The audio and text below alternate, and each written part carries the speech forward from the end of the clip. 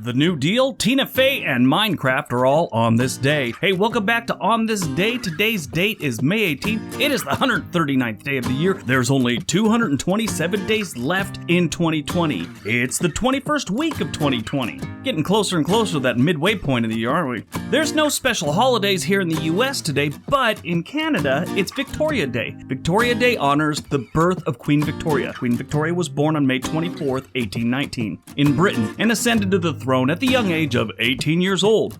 They celebrate her birthday on the second to last Monday in May. This year I heard they're going to celebrate it on the 19th because that's when the COVID-19 thing is being released and people can actually go out of their houses in Canada. I don't know. I didn't get the whole story. Anyway, during her reign, she governed over what was then called the Dominion of Canada until she proclaimed its confederation in 1867 and selected Ottawa as the nation's capital. In Canada, Queen Victoria is sometimes referred to as the Mother of Confederation, mostly by historians. It's not like the average Joe is tossing a couple back with his fellow Canucks at some bar and offering up toasts to the Mother of Confederations. I don't know. Anyway, alright, let's see what else May 18th has given us. 1652, Rhode Island passes the first law in English-speaking North America making slavery illegal. All of the northern states had abolished slavery by 1804, with New Jersey being the last one to act. Only took 100 years or so to finally get everyone on board with something we now see as the obvious move. Nothing like dragging your feet on something horrific like that. It is weird how something perfectly normal at one point is now considered wrong. Obviously, slavery being the king of all things that were horrific, but at the time, some people, had no problem with it. 1860, Abraham Lincoln wins the Republican Party's presidential nomination over William H. Seward, who later becomes the United States Secretary of State. 1896, the United States Supreme Court ruled that the separate but equal doctrine is constitutional. This was a legal doctrine in the United States constitutional law, according to which racial segregation did not necessarily violate the 14th Amendment of the United States Constitution, which guaranteed equal protection under law to all people. This was eventually overturned by the United States Supreme Court in the Brown v. Board of Education in 1954. As you can imagine, this brought out all the racists for some old-fashioned hate protests. 1917. The Selective Service Act of 1917 is passed, giving the President of the United States the power of conscription. This, in a nutshell, gave the President the green light to use the draft system to build an army during wartime. It was envisioned in December 1916 and brought to President Woodrow Wilson's attention shortly after the break in relations with Germany in February 1917. It's still a thing to this day, but I think they've learned, for the most part, that a draft doesn't work. I mean, Vietnam, it didn't work out. Half the reason that thing didn't work out is because none of the soldiers really wanted to fight, and none of them wanted to be there. A volunteer army is such a better plan. I've always hoped some years from now people will shake their heads in disbelief that we used to go to war and kill each other over petty differences.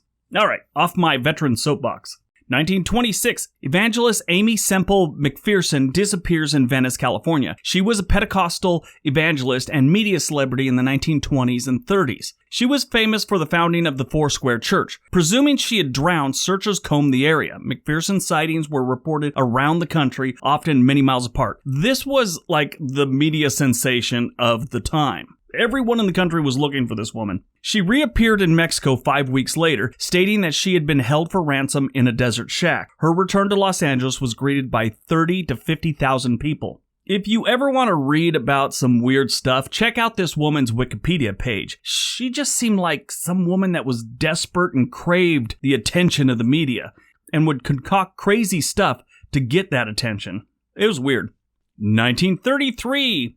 President Franklin Delano Roosevelt signs an act creating the Tennessee Valley Authority. This was a federally owned corporation that was designed to provide navigation, flood control, electricity, fertilizer manufacturing, and economic development to the Tennessee Valley, a region that was really slammed hard by the Great Depression. It's part of the whole New Deal package he'd come up with. 1969, during the Apollo program, Apollo 10 is launched. This was the fourth crewed mission in the United States Apollo program, and it was the second one to orbit the moon. 1980, Mount St. Helens blows its lid in Washington state, killing 57 people and causing $3 billion in damage. This was the deadliest and most economically destructive volcanic event in U.S. history. A massive landslide triggered by an earthquake of a magnitude 5.1 caused the lateral eruption. A good friend of mine who lived in Troutdale, Oregon, which is east of Portland, back then, she was, like in elementary school, and she said every single morning for like a week or two, it's a little foggy, she was just a kid, but she said they'd have to get out and hose her mom's car off to get all the ash off just so they can go to school. And when they got to school, going out to recess, they had to wear those surgical masks like we're kind of wearing now. 2005, a second photo from the Hubble Space Telescope confirms that Pluto has 2 additional moons, Nix and Hydra. I love the Hubble Space Telescope's photos that they had, just amazing. Movies released on May 18th, 2001, Shrek is released, starring Mike Myers as the voice of Shrek. This is a great movie, for kids and adults. I'd suggest it to everyone. 2007, Shrek the Third was also released on May 18th. Again, another solid performance. Great movies.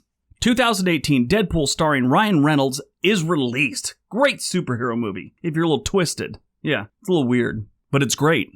Born on May 18th, 1970, Tina Fey, American actress, producer, and screenwriter. She is best known for her work on Saturday Night Live, 30 Rock, Baby's Mama, and more. Her greatest show was 30 Rock, though. Her and Alec Baldwin were amazing together. Oh, I love that show. I believe she was also the first female head writer for Saturday Night Live.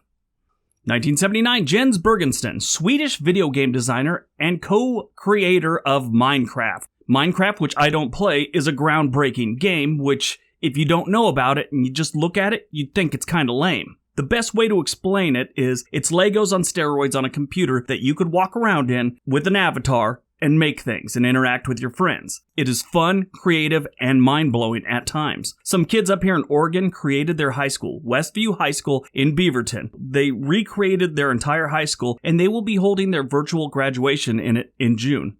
Like I said, mind-blowing at times. Died on May 18th, 2013, Steve Forrest, American actor. He was well known for his role as Lieutenant Hondo Harrelson on the hit TV show SWAT, which ran from 1975 to 1976. I love that TV show. I used to watch the reruns all the time. It was a great show. He died at the age of 87 due to undisclosed causes, they said. I don't know. 2017, we lost Chris Cornell, American singer. He was the front man for Soundgarden. He took his own life in a Detroit hotel room. He suffered from depression and agoraphobia most of his life. It's so sad. Alright, so that is May 18th's video. I hope you guys enjoyed it. Hope you got some information out of it. I'll see you on the next one. Everybody have a great day. Be nice to each other.